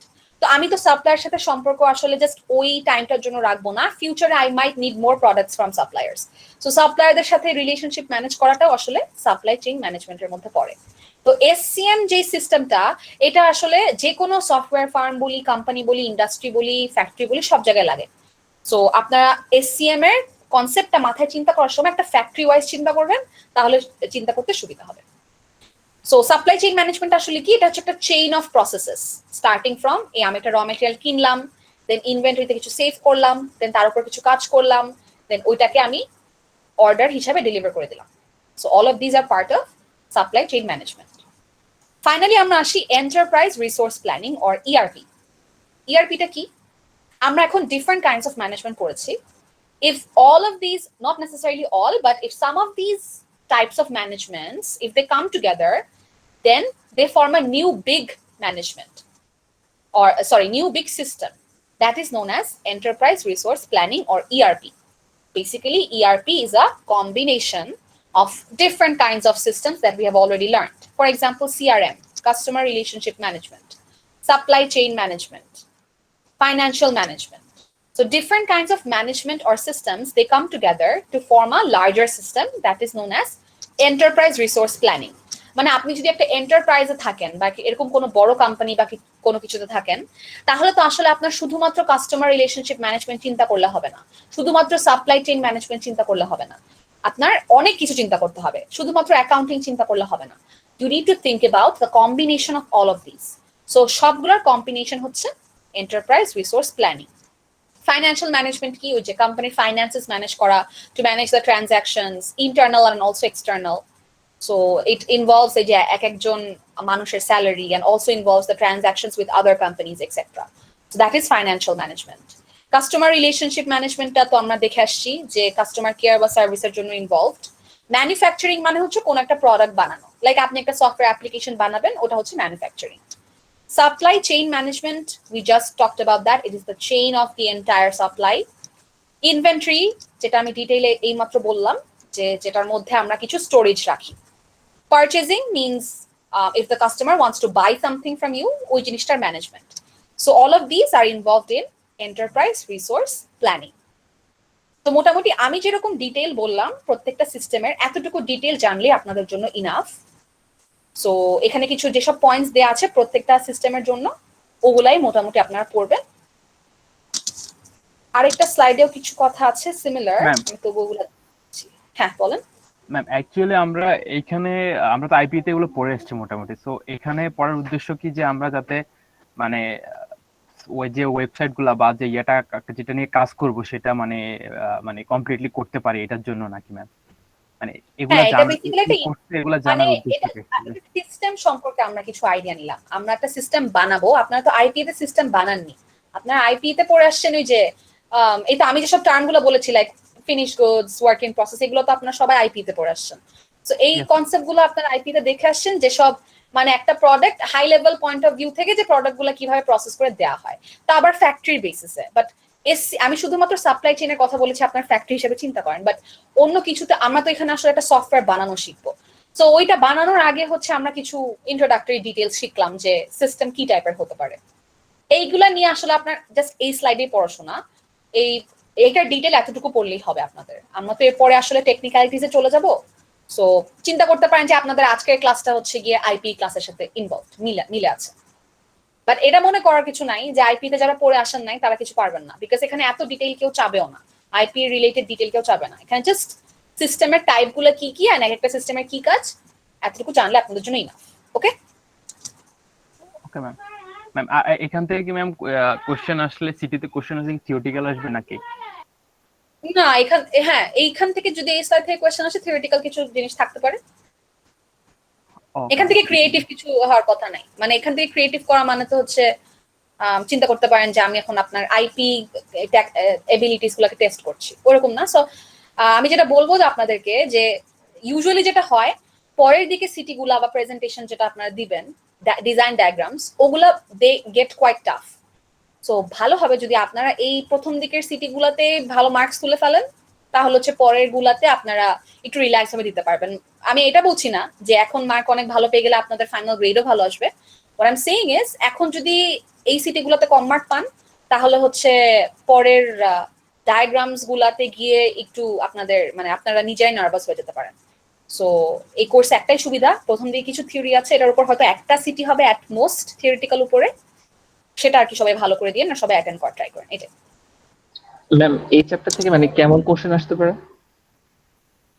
এই চ্যাপ্টার থেকে কোয়েশ্চেন আসতে পারে, এই চ্যাপ্টারে আরো জিনিসপত্র আছে লাইক ইন্টারভিউজ, তারপরে হচ্ছে মানে খুবই সিম্পল, আসলে এগুলা খুবই কঠিন কিছু না, আসলে থিওরিটিক্যালি আসবে, মানে স্লাইড রিলেটেড। এমনও হতে পারে যে আপনাদেরকে একটা সিনারিও বলে দেওয়া হলো, যেমন আমরা এই চ্যাপ্টারে পড়বো যে ইন্টারভিউজ এর ডুজ এন্ড ডোন্টস, একটা সিস্টেমের মধ্যে হাউ এন্ড মানে ইন এ ডিপার্টমেন্ট আমরা যদি কিছু ইনফরমেশন কালেক্ট করতে চাই two make a new system, for example একটা ক্লায়েন্টের থেকে আমরা একটা ইন্টারভিউ নিলাম, দেন তার থেকে কিছু রিকোয়ারমেন্টস আমরা নিলাম, দেন সেই রিকোয়ারমেন্টটা কোন ভাবে নিলে আমার জন্য এফিশিয়েন্ট হয়। সো এমন হতে পারে কোয়েশ্চেন আপনাদেরকে ডিরেক্টলি বলে দেওয়া আছে ইন্টারভিউজ এর ডুজ এন্ড ডোন্টস কি, যেটা আপনাদের স্লাইডে দেয়া, অথবা এমনও থাকতে পারে যে একটা সিনারিও দেয়া হলো, দেন হচ্ছে কি আপনাদের বলা হলো যে এই সিস্টেমটা ভালো করে বানানোর জন্য বা এই সিস্টেমটা ফুললি প্রপারলি ফাংশনাল করার জন্য কোন মানে কিভাবে ইন্টারভিউ নিলে আমি আসলে সব টাইপের ডেটা হয়তো পেতে পারবো ক্লায়েন্ট থেকে। তো তখন ওটা আপনারা নিজেরা একটু ক্রিয়েটিভ হয়ে দিতে পারেন, বাট এটা এত ডিফিকাল্ট হবে না। সো এই চ্যাপ্টার থেকে কোয়েশ্চেন আসলে ইদার আপনাদের ডিরেক্ট স্লাইড রিলেটেড কোয়েশ্চেন হতে পারে বা হালকা কিছু ক্রিয়েটিভ হতে পারে, বেশি ডিফিকাল্ট কিছু হবে না, এটা আমি বলতে পারি। Alright, so types of systems or softwares যদি থাকে, এগুলো তো হচ্ছে গিয়ে আমি বললাম এইমাত্র। সো ইআরপির মধ্যে যে ফাইন্যান্সিয়াল ম্যানেজমেন্ট, সিআরএম, ম্যানুফ্যাকচারিং, এই কথাগুলো তো আমি বলে আসছি। এমআইএস হচ্ছে গিয়ে শর্ট আর ইন্টারমিডিয়েট রেঞ্জ গোলস। ইআরপির মধ্যে হচ্ছে গিয়ে বেসিক্যালি কি কি থাকে, এই যে সব টাইপের ম্যানেজমেন্ট থাকে, কাস্টমার সার্ভিস থাকে, মার্কেটিং, পারচেজ, বেসিক্যালি একটা এন্টারপ্রাইজ চালানোর জন্য যা যা লাগে, all of them are combined in ERP. Okay, so DSS হচ্ছে একটা এমন একটা ইনফরমেশন সিস্টেম যেটা আমাদেরকে লং টার্ম ডেটা অ্যানালিসিসে হেল্প করে, আর এক্সপার্ট সিস্টেমস হচ্ছে ওই যে আর্টিফিশিয়াল ইন্টেলিজেন্সের পার্ট যেটা, সেটা সিআরএম কাস্টমার নিডস এন্ড স্যাটিসফ্যাকশনের নিয়ে আর কি ইয়ে করে, আর এসসিএম হচ্ছে সাপ্লাই চেইন ম্যানেজমেন্ট, মানে ইনভেন্টরি রিলেটেড যত কাজ। তো কাস্টমার রিলেশনশিপ ম্যানেজমেন্ট এখানে জাস্ট একটা স্যাম্পল ফিগার দেখানো আছে, দিস ইজ লাইক মানে এত ডিটেইলে আপনাদের এটাকে মুখস্থ করতে হবে না, জাস্ট একটা ওভারভিউ দেয়া যে কাস্টমার রিলেশনশিপ ম্যানেজমেন্টে যেটা হয় যে খুবই ফ্রিকোয়েন্টলি কাস্টমারদের থেকে আপডেট নেওয়া হয়, অথবা খুব ফ্রিকোয়েন্টলি কাস্টমারদের রিকোয়েস্টের সাথে রিকোয়েস্টকে রেসপন্ড করা হয়। মানে কাস্টমার একটা জিনিস একটু আপডেট চাচ্ছে, তাহলে ওটাকে আমার এখন আপডেট করে তাকে নতুন ডেলিভারেবল দিতে হবে, অথবা কাস্টমার কোনো একটা কমপ্লেইন করলো, সেটা আমাকে রেসপন্ড করতে হবে, রেসপন্সিভ থাকতে হবে, কাস্টমার সাপোর্ট দিতে হবে। সো এখানে বারবার এই কথাগুলো বলা আছে, like you deliver on the expectations. প্রথমে এক্সপেকটেশনস ডিফাইন করবো, দেন সেটাকে ডেলিভার করবো, এরপর আমি সাপোর্ট প্রোভাইড করবো। সাপোর্টটাই হচ্ছে ওই যে মেইনটেনেন্সটা, যে কাস্টমার ফিউচারে কোনো প্রবলেম ফেস করলে সেটার মেইনটেনেন্সটার জন্য আমরা হেল্প করব। তারপরে হচ্ছে কালেকশন রিসিভেবলস মানে হচ্ছে ডেলিভারেবলস এর ইয়েটা, মানে আমি একটা ডেলিভারেবল দিব এখন, ইয়েকে। ডেলিভারেবল, রিসিভেবল এগুলো মানে কি? ডেলিভারেবল মানে হচ্ছে একটা প্রোডাক্টের কিছু পোর্শন বানানো শেষ, এইটা এখন আমি কাস্টমারদেরকে ডেলিভার করব, এটাকে বলা হয় deliverables. R customer point of view থেকে চিন্তা করলে সেটা একটা রিসিভেবল। কাস্টমার আমাকে বলেছিল যে আমি এই গেমের এই এডিশনটা এখন এতদিন পর চাই, তাহলে সেটা তার জন্য একটা রিসিভেবল।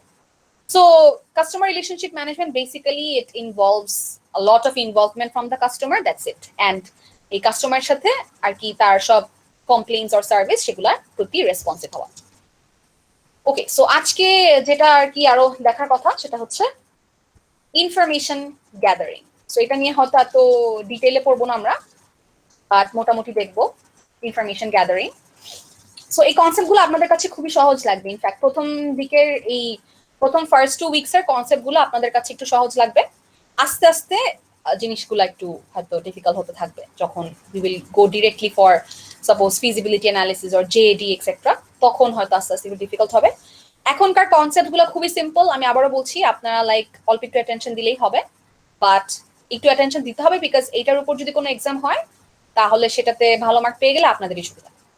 সো ইনফরমেশন টাইপস গুলো কি কি হতে পারে? ওই যে আমরা ইনফরমেশন গ্যাদারিং একটা পয়েন্ট ছিল, রিমেম্বার? সো ওই ইনফরমেশন গ্যাদারিং এর মধ্যে আসলে আমাদের কি কি ইনফরমেশন গ্যাদার করতে হয় in an organization. It can be about 3 kinds of information. 1 about the organization, 2 about the human resources, and 3 about the works. So এই 3 টাইপের ইনফরমেশন আমরা টোটাল গ্যাদার করতে পারি before forming the system. So about organisation মানে হচ্ছে অর্গানাইজেশনের different goals and visions থাকতে পারে। সো একটা সফটওয়্যার হচ্ছে গিয়ে আসলো, আমাদের কাছে সফটওয়্যার একটা রিকোয়ারমেন্ট আসলো যে এই সফটওয়্যারটা আপনি বানিয়ে দেন, তখন হচ্ছে গিয়ে অর্গানাইজেশন থেকে ইনফরমেশন অ্যাবাউট অর্গানাইজেশন আমাদেরকে কিভাবে হেল্প করবে? If we know the information যে এই অর্গানাইজেশনের লং টার্ম গোল হচ্ছে এটা, তাহলে আমি প্রোডাক্টটা ওইভাবে কনসিস্টেন্টলি বানাতে পারবো। For example, if you have done the software engineering course, not sure এটা রিকোয়ারমেন্ট কি এসএডি নাকি না, বাট সফটওয়্যার ইঞ্জিনিয়ারিং এর মধ্যে একটা ভেরি ইম্পর্টেন্ট পার্ট হচ্ছে সফটওয়্যার মডেলস। তো একটা সফটওয়্যার অনেক ভাবে বানানো যায়। একটা হচ্ছে ওয়াটারফল মডেল, মানে একদম সিকোয়েন্সিয়ালি হবে, ক্লায়েন্ট আমাকে কিছু রিকোয়ারমেন্ট দিবে, সেটার উপর আমি কাজ করব, দেন কোড করে সেটা ডেলিভার করব, এটা হচ্ছে ওয়াটারফল মডেল। আরেকটা টেকনিক আছে অ্যাজাইল মডেল। সো অ্যাজাইল মডেলে যেটা করা হয় যে ইটারেটিভলি একটু পর পর জিনিসপত্রগুলোকে আপডেট করা হয়। লাইক ওয়াটারফল মডেলে এন্ড ইউজাররা মডেলের মাঝখানে কখনো ইন্টারঅ্যাক্ট করে না, বাট অ্যাজাইল মডেলে ওই যে প্রোটোটাইপিং এর মতো, অ্যাজাইল মডেলে আমরা হচ্ছে প্রথমে একটা ফাংশন ডেলিভার করব, দেন হচ্ছে সেটার উপর কোনো ফিডব্যাক দিবে ইউজার, সে নতুন একটা ফাংশন আমার কাছে ডিমান্ড করবে, দেন সেটা আমি ডেলিভার করব। সো আমি এই এক্সাম্পলটা কেন দিচ্ছি? এমন হতে পারে যে আমার অর্গানাইজেশনের গোল হচ্ছে আমি এখন অ্যাজাইল মডেলসে ফোকাস করব, ওয়াটারফল মডেলে না। In fact many software corporations right now R focusing on agile approach, ওরা ট্রেডিশনাল অ্যাপ্রোচ ফলো করে না, ওয়াটারফল মডেলস এতটা ফলো করে না। আপনারা নিজেরা যখন ফিউচারে হয়তো ইন্ডাস্ট্রি বা সফটওয়্যার ফার্মসে যাবেন, দেখবেন যে ডিফারেন্ট সফটওয়্যার ফার্মসের প্রায়োরিটি ডিফারেন্ট থাকে। কিছু কিছু software firms they focus on waterfall models, কিছু কিছু সফটওয়্যার ফার্মস হয়তো they focus on agile approach. তো হয়তো একটা সফটওয়্যারের গোল হচ্ছে agile approach for some particular sectors. এইসব ইনফরমেশন যদি আমি জানি, তাহলে আমি হচ্ছে আমার ওই প্রোডাক্টটা বানানোর জন্য অ্যাজাইল অ্যাপ্রোচটা নিতে পারবো, সামথিং লাইক দ্যাট। এটা খুবই সিম্পলিস্টিক একটা অ্যানালজি হলো। So why do we need this kind of information, ওইটার এক্সাম্পল দিলাম। তারপর human resources, that staff related information আমি জানলে আমার কাজেও হেল্প হবে, যে এই স্টাফের সাথে রিলেশনশিপ হচ্ছে এরকম, সো তাহলে হচ্ছে ওকে দিয়ে আমি এই কাজটা করতে পারবো, এই মানে আমার টিম ওয়ার্কে এই মানে ওর এবিলিটি হচ্ছে, ওর পোটেনশিয়াল হচ্ছে এখানে ভালো, so I can use that person for this part of the software making or the team work. তারপর হচ্ছে অ্যাবাউট দ্য ওয়ার্ক, মানে হচ্ছে ওয়ার্কের ফ্লোটা, আমার যে কাজটা করতে হবে ওই ওয়ার্কের ফ্লো সম্পর্কে আইডিয়া থাকতে হবে। এগুলোই হচ্ছে ইনফরমেশন টাইপস। তো ইনফরমেশন অ্যাবাউট অর্গানাইজেশন কি ইনভলভ করে? It involves the organisational structure, goals, mission, vision and policies, etc. Structure of the organization মানে হচ্ছে অর্গানাইজেশনটা কিভাবে স্ট্রাকচার, সেখানে লেয়ার্স মানে positions of people and their job responsibilities ওগুলো কিভাবে ডিভাইডেড। তো এইসব জিনিসপত্র অর্গানাইজেশনাল স্ট্রাকচারের মধ্যে পড়ে। So we need information about this. Information on the user or staff or whatever, what do they involve? They involve the types of the user like managers, executives, supervisor, etc. তো type of user কি এটা জানতে হবে, and এক একজনের job responsibility কি কি। Interpersonal relationships, so interpersonal relationship মানে হচ্ছে কিছু মানে এই আইডিয়া অ্যাবাউট মানে মানে ডিফারেন্ট টিম ওয়ার্ক বা ডিফারেন্ট ডিপার্টমেন্টের মধ্যে কি ধরনের রিলেশনশিপস আছে, what kind of work they are collaborating on, এইসব ইনফরমেশন নিয়ে জানতে হয়। আচ্ছা, ইন্টারপার্সোনাল রিমাইন্ডস নিয়ে আমি একটা কথা আপনাদেরকে বলি নাই, সেটা হচ্ছে ম্যানেজমেন্ট পিরামিডে একটা ইম্পর্টেন্ট ইনটুইশন হলো যে আমরা যত নিচে যাই ইন দ্য ম্যানেজমেন্ট পিরামিড, তত সেই এমপ্লয় গুলার টেকনিক্যাল স্কিলস বাড়তে হয়। মানে the demand for technical skills down the pyramid is way more than on top of the pyramid. Technical skill বলতে কি বোঝায়? ওই যে কোডিং স্কিল, অথবা হচ্ছে গিয়ে যে আমি একটা জিনিস বানাবো, এটার উপর আমার কিছু টেকনিক্স অ্যাপ্লাই করতে হবে, ম্যাথমেটিক্যাল স্কিলস। এইসব স্কিল কাদের বেশি থাকতে হয়? অপারেশনাল ম্যানেজমেন্টের। কেন? Because they are the ones who directly go for ওই যে কোডিং হোক আর যা হোক, মানে ওরা হচ্ছে ডিরেক্ট কাজটা করে, সো ওদের এই টেকনিক্যাল ডিটেল বেশি জানা লাগে। স্ট্র্যাটেজিক ম্যানেজমেন্ট ওরা হচ্ছে স্ট্র্যাটেজি ডিসাইড করে বা ডিসিশন মেক করে, ওদের তো আসলে এই কোডিং স্কিলটা এত বেশি লাগে না, তাই না? তো একটা কোম্পানির সিইও কি কোডিং জানতে হয় না? তো সো স্ট্র্যাটেজিক ম্যানেজার্স, ওদের আসলে টেকনিক্যাল স্কিলটা এত লাগে না, ওদের বেশি কি লাগে? Interpersonal skills.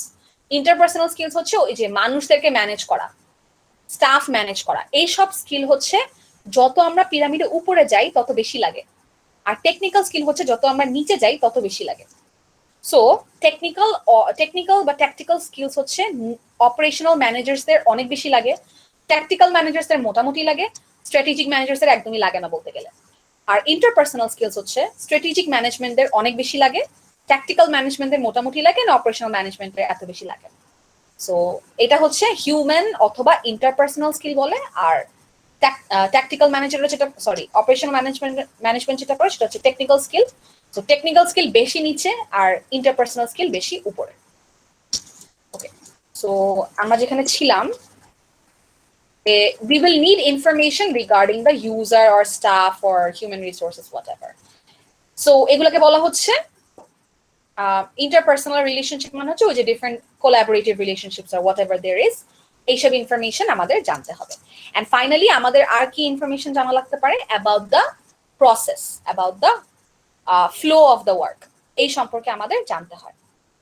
So it involves যে হচ্ছে গিয়ে আমাদের লিস্ট অফ টাস্ক গুলা কি কি, মানে আমাদের যে যে সব টাস্ক করতে হবে এই সিস্টেমটা বানানোর জন্য, সেটার প্রথমে একটা লিস্ট করতে পারি। ওই লিস্টের ইনফরমেশনটা আমার লাগবে যে এক্স্যাক্টলি আমার কি কি কাজ করতে হবে টু পারফর্ম দিস এন্টায়ার, মানে to form this entire system আর কি। দেন সেকেন্ডলি এই টাস্কের প্রসেস ফ্লোটা, তো আপনি একটা ফ্লো চার্ট চিন্তা করতে পারেন যে আমাদের আসলে কোন অ্যাক্টিভিটির পরে কোন অ্যাক্টিভিটি করতে হবে। সো এইটা হচ্ছে একটা মানে ফ্লো। সো আমরা যখন আর কি অ্যাক্টিভিটি ডায়াগ্রাম পড়বো, তখন আমরা দেখবো যে একটা সিস্টেমের মধ্যে আমরা একটা পার্টিকুলার ফ্লো ফলো করে করে একটার পর একটা অ্যাক্টিভিটি করি। দেন ওই অ্যাক্টিভিটিগুলোর মধ্যে কিছু কন্ডিশন থাকে, কন্ডিশনাল অ্যাক্টিভিটিসও থাকে, যে ইফ এটা হোক তাহলে আমরা এই কাজটা করবো, আদারওয়াইজ এই কাজটা করবো না। সো এই প্রপার ফ্লোটা, যে কোন অ্যাক্টিভিটির পরে কোন অ্যাক্টিভিটিটা হবে, এই ইনফরমেশনটাও আমাদের লাগে। দেন ফাইনালি হচ্ছে ওই methods and the rules, methods and procedure of business rules, মানে আমরা কি কি রুল ফলো করে আমাদের এই ফাংশনগুলো পারফর্ম করব, অ্যান্ড সেই ফাংশনগুলো পারফর্ম করার জন্য মেথডস কি কি হবে, মানে এই সিস্টেমটা আমরা যে ইনফরমেশন গ্যাদার করলাম, এই ইনফরমেশন গ্যাদার কি কি সম্পর্কে হলো অর্গানাইজেশন এইচআর, আর ওয়ার্কস এর কি কি, মানে ওই list of works and the process flow, and also ওই ওয়ার্কস রিলেটেড মেথড গুলা, মানে হচ্ছে আমার যে টাস্ক গুলো পারফর্ম করতে হবে সেটা কিভাবে আমি পারফর্ম করব, ওই রকম একটা ডিটেইল, এটা হচ্ছে মেথডের মধ্যে পড়বে। অ্যান্ড কি রুলস ফলো করে করব, এটাও অ্যাবাউট ওয়ার্কস এর মধ্যে পড়বে। And watt the work schedule, মানে হচ্ছে আমি একটা টাস্ক পারফর্ম করব, এইটা আমার কবের মধ্যে কমপ্লিট করতে হবে। অ্যান্ড সাপোজ এই টাস্কের মধ্যে কিছু সাব টাস্ক আছে, সেই সাব টাস্কগুলো আমাদের কিভাবে স্কেডিউল করতে হবে, গ্যান্ট চার্ট দিয়ে করা হয়। I think Gantt chart most likely আপনাদের সিলেবাসে হয়তো নাই, বাট গ্যান্ট চার্ট হচ্ছে মানে এরকম চার্টস দিয়ে হচ্ছে আমরা স্পেসিফাই করতে পারি যে কোন অ্যাক্টিভিটির পরে আমরা কোন অ্যাক্টিভিটি করব। তো ওইটা করা হয় ওয়ার্ক স্কেডিউল দিয়ে। তো information about organisation, users and works, এই তিন টাইপের ইনফরমেশন আমাদের লাগে। So what are the types of information? Types of information হচ্ছে গিয়ে about organisation, staff and the process or the work. তো এখানে জাস্ট একটা সিম্পল এক্সাম্পল আছে যে আমাদের ওয়ার্ক ফ্লোটা ডিফারেন্ট হইতে পারে। তো এমন একটা হতে পারে যে আপনারা, এটা আপনাদের বেসড একটা এক্সাম্পল, যে আপনারা হচ্ছে প্রি অ্যাডভাইজিং এর পরে হচ্ছে সেকশন সিলেকশন করেন, যেটার পরে রেজিস্ট্রেশন হয়ে যায়।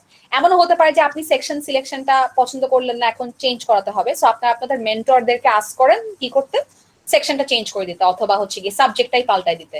সো ওইটা হচ্ছে আরেকটা স্টেপ। তো এমন হতে পারে যে আপনার ওয়ার্ক ফ্লোটা ইদার এটাকে ইনভলভই করছে না, অথবা ওয়ার্ক ফ্লোটা এটাকে ইনভলভ করছে।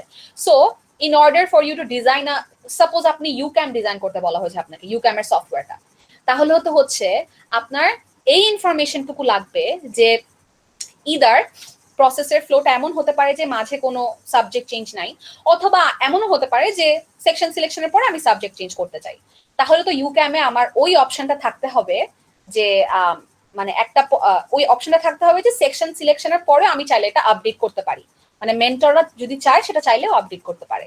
সো এই ফাংশনটা তো আমার ওই সফটওয়্যারকে দিতে হবে। এই জিনিসটা হওয়ার জন্য তো আমার ওই ইনফরমেশনটা লাগবে, তাই না? ওয়ার্ক প্রসেস ফ্লোটা তো লাগবে, যে প্রসেস ফ্লোটা হচ্ছে কি, একটা পয়েন্টে গিয়ে আমার সাবজেক্ট চেঞ্জ লাগতে পারে, তো এই ফ্লোটা আমার কাছে লাগবে। So information about the process flow, organisation, staff, এইসব দিয়ে আসলে কি হয়, এইসব গ্যাদার করলে আমাদের জন্য সিস্টেম বানানো অনেক ইজিয়ার হয়ে যায়। So that is the first step of information gathering. Sources of information শুরু করে আমরা শেষ করে দিব আজকের ক্লাসটা। So there are two types of information sources, একটা হচ্ছে external, একটা হচ্ছে internal। ডিটেইলটা আমি নেক্সট দিন যাব, আজকে জাস্ট ওভারভিউটা দিয়ে রাখছি যে আমরা যে ইনফরমেশনটা গ্যাদার করি সেটা হলো ডিফারেন্ট কাইন্ডস অফ সোর্সেস থেকে আসতে পারে। It can be outside the organization or it can be inside the organization.